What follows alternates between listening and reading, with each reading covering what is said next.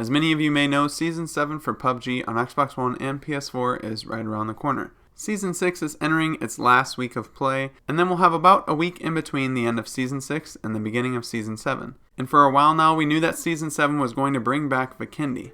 Once Season 6 began, Vikendi was removed and Karakin was added, leaving us with 4 maps in total, which we've had for quite some time. But with Season 7, we're getting Vikendi back, but we're not losing a map, meaning that we have 5 in total. Exciting news, right?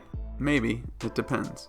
Update 7.1 is going to the PC test servers right now. It's actually available to play, and it's set to hit the live servers on PC on April 21st. About a week later, we should be getting it on the live servers on April 28th on both Xbox One and PS4. But other than Vikendi, what are we going to get in this patch? Let's go ahead and get into it. I don't think this is going to be a very happy video. Usually I try to remain positive in most of my content, but lately PUBG has been taking some missteps in my opinion. So let's go ahead and discuss what's all included with this patch. And then as always, you guys can form your own opinions. You don't have to believe everything that I say. That's just my opinion. So try not to get too offended.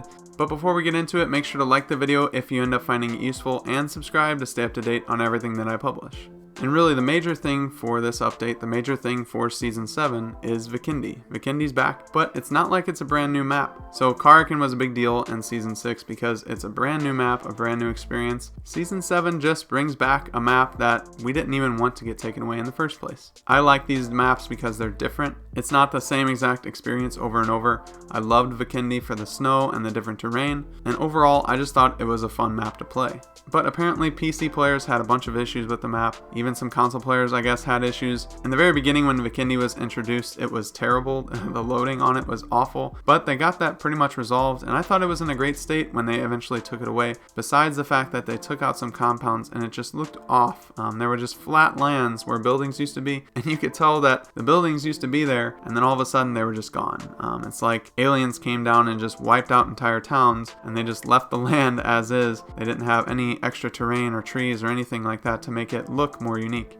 So they took Vikendi out, they promised to remaster it or rework it, and then introduce it at a later date. And then we found out that it was coming back with Season 7, and the hype train was rolling. And train is a perfect segue because trains are now a thing on Vikendi. Trains have been added and can be found moving along multiple tracks across Vikendi. There's a major train line that extends along the perimeter of Vikendi with 6 connected tracks towards the inland areas of the island. Trains will stop temporarily at train stations where you can jump on and jump off. And you can stay on the train and you can battle people that way. You can get shot out of the train. Another huge difference that you'll probably notice, and something that I talked about in my initial video about the return of Vikendi, is they reduced the snow cover on the entire map. So the southern portion of the map definitely got rid of most of the snow, but there is still some snow in the middle and northern portions of the map. And they've actually added more snow compared to what they had with the PUBG Partners release. So they had just hardly any snow on the map, it seemed like. If you looked at the overhead map, it almost looked like, it was just brown.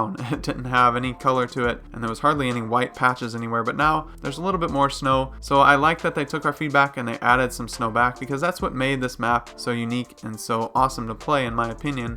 They also removed the snow bikes and snowmobiles. They're no longer a thing, and the motorcycle and motorcycle with a sidecar will replace them now. They also took out the night mode on Vikendi for now. They promise to add that back eventually once they get it optimized, but the weather variants will either be clear or snowy. But some other big things with Vikendi that they've changed complexes, they've moved complexes around, they've completely wiped out complexes. So the Vikendi that you knew and loved maybe just isn't the same anymore. And like I said, we'll just have to play it and see what it's like. I hope it's not too different because I definitely liked the old version of the map while we were playing it. There's a new area in the top right portion called Cargo Depot, and that's basically a big train yard. Dino Park has been replaced by the bigger and more quote-unquote spectacular Dino Land. I like Dino Park how it was with the dinosaurs everywhere, and now it's more like an actual theme park that you probably go to. It's less realistic, more theme-ish, I guess you could say, and the skins are actually going to match that, which I'll get into later. That's going to be a whole thing. I don't want to get into it right now. I'd rather go over the news and the details of the patch before I just lose my mind on these skins. But either way, Dino Land is now a thing, and it's much bigger and it has more to it. I still don't know if I'm going to go there because I never really went to Dino Park in the first place, because normally we don't do a lot of hot drops. Abbey has been relocated, and it's actually replacing Mount Kresnik. Mount Kresnik was a favorite of a lot of players because it's a great hot drop. It's pretty much dead center in the map, but for some reason they completely wiped it out. I have no idea why. I don't know if players were complaining about that or if they just didn't like the way that it was laid out. But now Abbey has been put on top where Mount Kresnik used to be. They've changed up Volnova. It has much more cover. Tovar and Movatra have been completely wiped off the map. They're just now open land with different trees and terrain, and some other compounds had some slight differences, but for the most part those are the big changes on the map itself. One thing I'm definitely happy about is they're adding more snow compared to what they originally showed us. I like the fact that the snow map actually has snow on it, and I'm not too mad about the compounds being changed around. I don't really care too much about any of those particular locations, so personally it doesn't make that big of a difference, but we'll just have to see how they play. But here's one thing that I think they, kind of missed an opportunity. With 5 maps in the game, it's going to be really hard to get the map that you want. And with map selection not really being a thing with player counts being low, it really doesn't give us much hope to get the map that we want. We just kind of have to cross our fingers that within the next 5 matches, if you play 4 or 5 matches a night, you might not get the map that you want. You might not get Erangel, you might not get Vikendi, you might not get whatever you want, whatever it is. But different regions, especially on PC, they have full map selection and they can't get maps that they want still. So people that just say, why can't I just play whatever map I want? Let me pick what I want. Wacky Jackie has stated multiple times on EU, they have full map selection. It's impossible to get a solo match on Miramar. And the reason being, you can say, okay, I'm just going to wait as long as it takes to get a match on Miramar. Well, people aren't going to wait 20, 30 minutes to get a match. And so what they do is after a couple minutes, they're waiting for a queued up on Miramar. You might have like 20, 30 people queued up. They're going to get sick of waiting and they're just going to pick something else. So I think really the only way to go about this, the best way to do it is either just everything random like they have it right now where all 5 maps are put into a queue and you just get one and hopefully the rotation works and you keep getting a variety of maps. Or what I think would be the absolute best solution to this is have Battle Royale and Mini Battle Royale. And they had this before. When Sanhok first came out, they did a Battle Royale where they had Erangel and Miramar together, and then Sanhok by itself, Mini Royale. I would love to see Sanhok and Karkin grouped up together, and then Vikendi, Erangel, and Miramar grouped up together. So I think that's a huge misstep for PUBG in my opinion. They should have these in separate queues, the 3 big maps and the 2 small ones. It'll make all the people that are just craving that small action-packed gameplay happy, and all those people that just want to play the big maps every once in a while. You might like playing Karkin and Sanhok. You just might want to, for some reason, play PUBG as it was meant to be on a big open map. And before we get into the past, before we get into the negative part of this video, let's go ahead and talk about the other new addition that's included with this update. The Mosin Nagant, and I hope I'm saying that right, I don't know if I am, I'm just going to call it the Mosin from now on, is a new sniper rifle being introduced into the game. But there's a catch. So it's a new sniper rifle, but for all intents and purposes, this is a Kar 98. It'll have a different look, it'll have a different sound to it, maybe a different reload animation. I haven't seen everything about it just yet, but basically the stats, attachments, and ammunition are exactly the same as the Kar 98. Now what do you guys think about this in the comments? I have some mixed feelings on it. While it's cool to have a different sniper rifle to play with, it's kind of disappointing that it's not different than the other ones. So it's exactly the same as the Kar 98. You might as well just have a Kar 98. Now in the post they justify it as they didn't want to add too many weapons to the game, making the other ones more rare, and some of those might be your favorite and it's very hard to find. What a load of crap, because they put the M249 on the map, not caring what it's going to do to any SMG, any AR that you find, any DMR, because you can basically use the thing to spray at 250 meters. And oh yeah, it has 150 rounds in the magazine.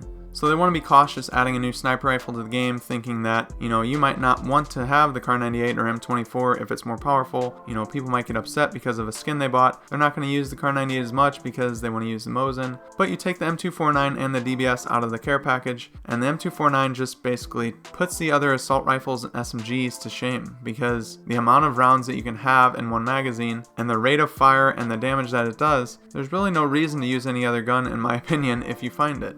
So I don't agree with what they're saying here. I don't think that that's actually the case. But the Mosin not having different stats doesn't really bother me. It's just a new weapon. It'll have a new sound to it. It'll have a new feel to it. So I think it's cool to have new weapons in the game. But don't give me this excuse that you just didn't want to add another weapon to the loot pool and make the other ones more rare, or you might not want to use those anymore because you want to try out the new one, because you just added the M249. And basically, for me anyway, and a lot of other players I know, if you find an M249, you don't care what other guns are on the ground because you're going to keep it. Now obviously this patch is going to have a number of stability and performance fixes, hopefully. There's some quality of life improvements as well, and when the official patch notes come out for console, because they're going to be different from PC to console, I'll go over all that information for you guys so you know all the new information that's coming into the game, and hopefully some of the fixes that are going to help the game be more stable. But one quick thing before we get into the pass and my thoughts on that. The survival title system is actually being shelved for Season 7. You won't be able to up your survivor rank and get rewards that way. And I think there's a rumor of them adding a ranked mode or something in the future. So maybe they're just delaying that until they have that ready, and then they'll implement that at a later date. Now on to what really grabbed my attention when I saw the news yesterday morning about Season 7, and that has to do with Survivor Pass Cold Front, the 7th Survivor Pass for the game. No matter what Survivor Pass you look at, no matter which one, it seems like there are some stupid skins in there, and that's fine. I get that some players like to play with some weird skins that make them stand out, and for a player that doesn't really use those skins, that's perfect for me because you're easier to see, and hopefully I can take you down that much easier knowing that you're there wearing the brightest colors possible. But usually in the past there's only a couple outfits like that, so it's not that big of a deal to me, and I'd still buy the passes and I'd work my way to level 100, and I would use a lot of the items that I would unlock along the way. But with Survivor Pass Cold Front in Season 7, I think it's fair to say that I'm not going to be buying this pass, and I can't recommend it to anyone unless you just really like these goofy, very Fortnite-esque outfits. So I'll throw some of these up on screen, and I'm sure you've seen them before. I've been just blasting them on Twitter, and a lot of people get upset with that. There's no point in not having fun. You can just have some fun whenever. But this is PUBG. It's not Fortnite. Every single skin in the pass should not have some kind of goofy-ass character on it or some outlandish color scheme. I know those are okay in certain situations, and a lot of people like them, but this game is grounded in realism, and I just do not see a lot of realistic features in this pass. There's 2 full-on dinosaur suits. If those were the only things in the past, I can forgive it because it goes with the theme with the new Dino Land, but it doesn't stop there. There are about 5 masks that you can wear of different dinosaurs and prehistoric creatures. There's a level 3 helmet that looks like some kind of koala bear. Tell me where that fits in the prehistoric timeline, I have no idea. And a huge bear mask that you can wear, but once you have a helmet, that will go away. Trust me, skins aren't the only thing in the game that I care about, and honestly, if I don't want to wear it, I just won't wear it, and that's my choice. It's my choice if I want to put these things on and if I want to see them the whole time I'm playing. But it's also my choice what game I play and what game I'm going to put my time towards. If I don't have the Survivor Pass, I'm not going to play the game as much. I'm only going to play it when my friends are on or if they want to play, because I'm not going to play solo because I don't enjoy it nearly as much. If I bought the Survivor Pass, I am much more inclined to play solo because I want to complete some missions so I can unlock those next levels and hopefully get to level 100. But with these skins, I have absolutely zero interest playing in the Survivor Pass, and I'm not going to care 1 second about any of the missions that I complete. So in the end, you can say all you want that, it's your choice. You don't have to wear these things. Let the people that like them. Let the people that don't like them and don't wear them. But the Survivor Pass is not just about the skins. It's about the missions. It's about having something to complete every single day. It encourages you to log on. It encourages you to check in on everything that you're doing. And it encourages you to play more and play more by yourself and with friends. But if you have zero interest in anything that's in the Survivor Pass, you're not going to buy it and you're going to play the game a lot less. And then eventually you're going to move on to something else and you're not going to come back to it because you realize that there's some other games out there that are going to run way better than PUBG and they just might be as fun. This is a major thing for the game because them switching to this type of theme, and not just a couple skins, not just a couple sets, but basically the entire Survivor Pass is riddled with these masks and outfits that you can wear that are just outlandish compared to stuff that we've had before and very Fortnite-like. So if you saw my thumbnail, I wasn't joking. Those are actual skins in the game in the next Survivor Pass. But that's it. I said my piece. I've said everything I want to say, I think, about this patch anyway. Obviously, I'll make another video when we have all the information for the console version of the patch because it's going to be different. But let me know what you guys think in the comment section below. Do you agree with me about the pass or some of the other things being added? Or are you just excited for Vikendi to come back and you don't really care about the other stuff? And make sure to like the video if you found it useful in any way and subscribe to stay up to date on everything that I publish. And also you can follow me on Twitter if you want to see me go on and on about certain things at YTBoris15. But with all that being said, I hope you guys have a good rest of your day. Until next time, I'll see you later.